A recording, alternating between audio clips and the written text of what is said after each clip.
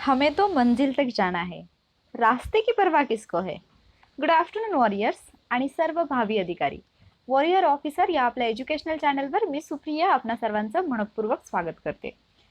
मी तुम्हाला मागे एका लेक्चरमध्ये सांगितलं होतं की विदाउट क्लास आपण MPSC क्वालिफाय होऊ शकतो का, याच्याबद्दल मी एक व्हिडिओ लेक्चर घेऊन येणार आहे. ॲक्च्युली मी 4-5 दिवसांपूर्वी सांगितलं असेल, थोडं लेट झालं या लेक्चरला, बट आज आपण त्याच्याबद्दल थोडं डिस्कस करणार आहोत.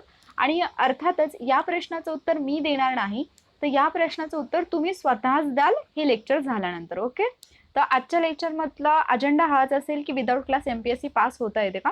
याच्या बाबतीत प्रत्येकाचं मत वेगळं असू शकतं. या व्हिडिओमधून जे मी सांगणार आहे ते मी माझं वैयक्तिक मत सांगते. सो याला कोणी पर्सनली घेऊ नका किंवा याला असं म्हणजे एक जागतिक सत्य असल्यासारखं मी ठामपणे सांगते म्हणून कोणी ते काही करायला जाऊ नका. कारण जस्ट हे माझं पर्सनल माझं मत आहे, मला असं वाटतं ते मी तुम्हाला सांगते. ओके, तर अर्थात तुम्हाला थंबनेल पाहून कळलं असेल की मला तरी असं वाटतं की विदाउट क्लास तुम्ही क्वालिफाय होऊ शकता. कसं काय काय ते सगळं आपण पुढे पाहणार आहोत. ओके, तर सगळ्यात पहिल्यांदा मला असं वाटतं की क्लास आवश्यक आहे किंवा नाही, किंवा क्लास शिवाय पास होता येतं की नाही, हा प्रश्न स्वतःला विचारण्या अगोदर 2 प्रश्न स्वतःला विचारा. त्यातला पहिला प्रश्न हा आहे की क्लास न लावता कोणीच पास होत नाही का. म्हणजे आत्तापर्यंत जेवढे पण लोक पास झालेत, मग ते कुठल्याही पोस्टवरती असतील, ती MPSC ची कोणतीही एक्झाम ते क्वालिफाय झालेले असतील, त्यांच्यापैकी असे सगळेच आहेत का की ज्यांनी क्लास लावला होता. ओके, म्हणजे क्लास न लावता कोणी पासच होत नाही का, हा पहिला प्रश्न आहे. आणि दुसरा प्रश्न आहे क्लास लावणारे सगळेच पास होतात का. म्हणजे जेवढ्या स्टुडंट्सनी आत्तापर्यंत क्लासेस केलेले आहेत, जेवढ्या स्टुडंटनी कुठेतरी कोचिंग क्लासेस अटेंड केलेले आहेत आणि ते सगळेच पास झालेत का. या 2 प्रश्नांची उत्तरं जर तुम्हाला मिळाली ना, तर अर्थातच तुम्हाला याचंही उत्तर मिळून जाईल की क्लास लावून आपण पास होऊ शकतो की नाही. ओके, मी फक्त क्लास बद्दल बोलत आहे, गायडन्स बद्दल नाही. तुम्ही पूर्ण लेक्चर पहा, तुम्हाला समजेल की मला एक्झॅक्टली काय म्हणायचंय. तर सगळ्यात पहिली गोष्ट, क्लास का लावायचा असतो. अर्थातच जर तुम्ही MPSC सारख्या एक्झामकडे वळला असाल किंवा UPSC असेल किंवा अदर कुठलीही एक्झाम असेल, तर आयुष्यामध्ये सुद्धा ज्यावेळेला तुम्ही एखाद्या प्रवासाला सुरुवात करता, तर तिथे तुम्हाला मार्गदर्शनाची आवश्यकता असते. आणि अर्थातच MPSC आणि UPSC हे फील्ड असे आहेत की ज्याच्यामध्ये गोंधळ जास्त असतो. म्हणजे तुम्हाला क्लॅरिटी मिळणं हे जेवढं आवश्यक आहे, त्याच्यापेक्षा गोंधळात टाकणारे लोक जास्त भेटतात तुम्हाला. इथे तुम्हाला योग्य मार्गदर्शनाची आवश्यकता असते आणि त्या मार्गदर्शनासाठीच आपण क्लास लावायचा असतो. ओके, म्हणजे मी कुठल्याही क्लासच्या विरोधात बोलत नाही किंवा मी कुठल्या क्लासचं प्रमोशन सुद्धा करत नाही, पण तुम्हाला गायडन्सची आवश्यकता असते आणि गायडन्ससाठीच मुलं क्लासकडे वळतात. पण असं आहे का की फक्त क्लासमधूनच गायडन्स मिळतो. अजिबात नाही. ज्या वेळेला एका क्लासमध्ये आपण असं पकडून चालूयात की एकाच क्लासच्या कितीतरी बॅचेस बाहेर पडतात आणि त्याच्यामधून फक्त सिलेक्टिव्ह मुलांचं सिलेक्शन होतं, सगळ्याच्या सगळ्या मुलांचं होत नाही. मग त्या क्लासमध्ये फक्त जे लोक सिलेक्ट झाले त्यांनाच काहीतरी वेगळं शिकवलेलं असतं का.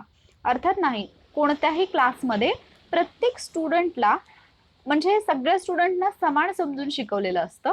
मात्र तरी सुद्धा त्याच्यातून काही स्टुडंट जे आहेत ते क्वालिफाय होतात, काही स्टुडंट क्वालिफाय होत नाहीत. त्याचं रिझन म्हणजे जरी तुम्ही क्लास लावला तरी सुद्धा तिथं तुम्ही मेहनत किती घेता, तुम्ही स्वतः किती टक्के देता, याच्यावरती तुमचा रिझल्ट डिपेंड असतो. क्लासमध्ये अर्थातच तुमचे डाऊट्स क्लिअर होतात. तुम्ही चुकत असाल तर तिथे तुम्हाला सांगितलं जातं की या चुका करू नका, तुमच्या चुका तुम्हाला समजतात, पण तिथे तुम्ही स्वतःचं 100% देण्याची सुद्धा आवश्यकता असते. हा झाला पहिला पॉईंट.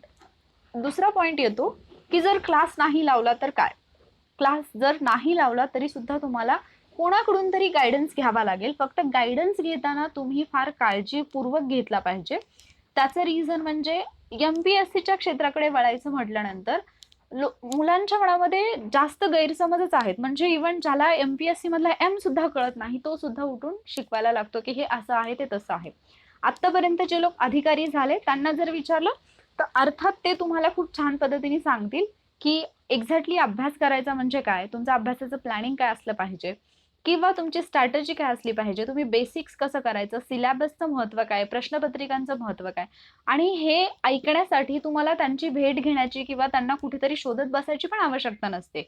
बऱ्याच क्लासेसच्या माध्यमातून किंवा त्यांच्या इंटरव्ह्यूच्या माध्यमातून त्यांनी या गोष्टी सांगितलेल्या असतात, पण आपल्याला ते समजत नाही की आपण ते कसं ऐकायचं आहे. ओके, म्हणजे आता तुम्ही जर एखादा टॉपरचा इंटरव्ह्यू जर पाहिला तर अर्थात तुम्हाला कळलं पाहिजे की तुम्हाला त्याच्या इंटरव्ह्यूमधून काय पाहायचंय.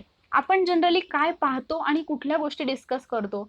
एखादा कॅन्डिडेट जेव्हा त्याचं सिलेक्शन होते एमपीएससी मध्ये, तेव्हा आपण सगळ्यात पहिल्यांदा हे पाहतो की त्यांनी किती स्ट्रगल केलंय, त्याचं फॅमिली बॅकग्राऊंड काय आहे, त्याची सिच्युएशन काय होती, किती प्रॉब्लेम्स मधून तो बाहेर आला आणि त्यांनी पोस्ट मिळवली. आणि इव्हन आपण समोरच्या व्यक्तीला जेव्हा त्या व्यक्तीबद्दल सांगतो तेव्हा सुद्धा आपण त्याचा स्ट्रगलच सांगतो की त्यांनी एवढं सगळं पाहिलं, एवढं सगळ्या प्रॉब्लेम्स मधून अभ्यास केला आणि तो झाला. पण त्यांनी जी स्ट्रॅटेजी फॉलो केलेली असते, त्याचं जे प्लॅनिंग असतं ते मात्र आपण समोरच्याला कधीच सांगत नाही. त्याचं रिझन आपला फोकस सुद्धा याच्याकडेच असतो की त्यांनी किती स्ट्रगल केलं.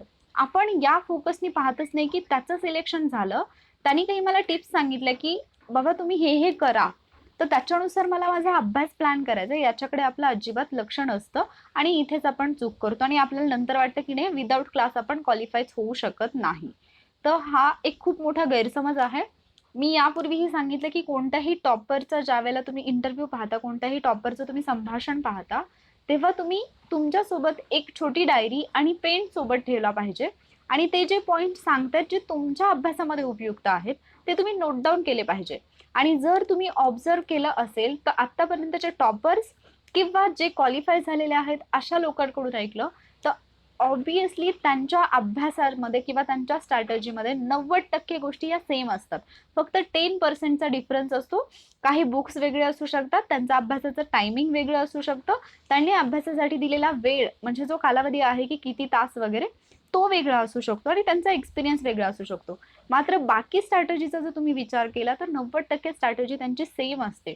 आणि मग आपण ते का नाही फॉलो करायचं, आपण याला त्याला विचारत का बसायचं, किंवा मग मला आता टॉपरला भेटायचं आहे मग त्याचा कॉन्टॅक्ट नंबर, त्याची ओळख, नका या सगळ्या फंदामध्ये पडू. मला असं वाटतं की जिथून तुम्हाला तो गायडन्स मिळतोय तिथून तो तुम्ही घ्या.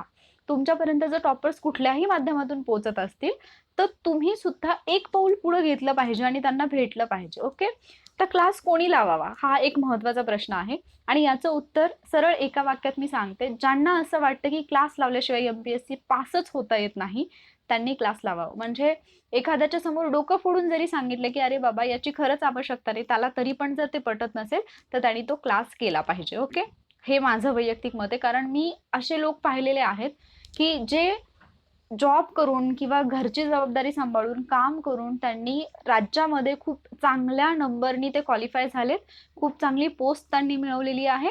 आणि त्याचबरोबर मी असे सुद्धा काही विद्यार्थी पाहते, काही मुलं पाहते, काही मुली पाहते, आय डोंट नो की त्यांना काय मिळतं आईवडिलांना त्रास देऊन, पण की फक्त आईवडिलांना हे सांगायचं की क्लासशिवाय पास होत नाही आणि भरमसाठ फीज भरून क्लासेस जॉईन करायचे, दिवसभर लायब्ररीमध्ये बसायचं आणि आउटपुट काय तर झिरो.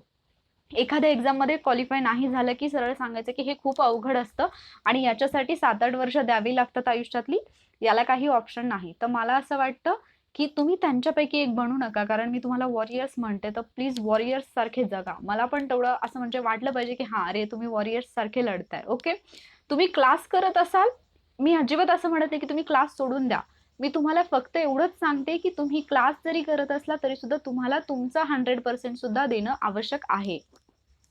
जोपर्यंत तुम्ही तुमचे प्रयत्न करत नाही, जोपर्यंत तुमच्या बाजूने तुम्ही तेवढं देत नाही तोपर्यंत तुम्हाला आउटपुट मिळणार नाही. ओके, सो मला हेच सांगायचं होतं की फक्त क्लास शिवाय एमपीएससी होतच नाही, हा जर गैरसमज तुमच्या डोक्यामध्ये असेल तर तो काढून टाका. कारण आता ही योग्य वेळ आहे त्या गोष्टी डोक्यातून काढून टाकण्याची. आणि ऑनलाईन क्लासेस पण आहेत, ऑनलाईन प्लॅटफॉर्म आहेत, खूप ठिकाणी तुम्हाला योग्य गायडन्स मिळेल. जर तुम्हाला वाटलं की नाही, म्हणजे एखाद्या ठिकाणी नाही, तुम्हाला कोणी कंपल्शन पण नाही करत. म्हणजे युट्यूब असेल किंवा अदर जे क्लासेस आहेत तुम्हाला कोणीही कंपल्शन करत नाही की तुम्ही हे ऐकाच आणि फॉलो करा. पण मला असं वाटतं की जिथे तुम्हाला पटतंय ना की हा ही गोष्ट काहीतरी या गोष्टीत दम आहे बाबा, मी ऐकलं होतं की एका टॉपरनी हे सांगितलं किंवा काही टॉपर्स कडून मी हे ऐकले, सेम स्ट्रॅटेजी मला एखाद्या चॅनलवरून मिळते, म्हणजे तो कोणताही युट्यूब चॅनल असेल, कोणताही प्लॅटफॉर्म असेल तर तुम्ही ते फॉलो करू शकता. पण तुम्हाला ते प्रॉपरली फॉलो करता आलं पाहिजे. उगीचच म्हणजे तासनतास त्या गोष्टींमध्ये वेळ घालवू नका. ओके, तर व्यवस्थित अभ्यास करा, पॉझिटिव्ह राहा तुमच्या अभ्यासामध्ये. कारण सगळ्यात जास्त महत्त्वाची गोष्ट आहे पॉझिटिव्हिटी. ज्यावेळेला तुम्ही पॉझिटिव्ह असता, कितीही मोठ्या अडचणी आल्या तरी सुद्धा तुमच्या अभ्यासावरती त्या अडचणी कसलाही परिणाम करत नाहीत. ओके, आणि म्हणून आणि सगळ्यात महत्त्वाचं आत्ताची सध्याची जी सिच्युएशन आहे ती जर आपण पाहिलं तर सगळ्यात महत्त्वाचं आहे तुम्ही तुमच्या तब्येतीची काळजी घेणं. तुम्ही स्वतःला सांभाळणं. सो पहिल्यांदा स्वतःची काळजी घ्या आणि अभ्यासावरती व्यवस्थित लक्ष द्या. आय होप आजच्या लेक्चरमधून काही ना काहीतरी महत्त्वाचं तुम्हाला मिळालं असेल. जर लेक्चर आवडलं असेल तर लाईक करा, तुमच्या फ्रेंड्ससोबत शेअर करा आणि त्याचबरोबर वॉरियर ऑफिसर या आपल्या एज्युकेशनल चॅनलला नक्की सबस्क्राईब करा. थँक्यू.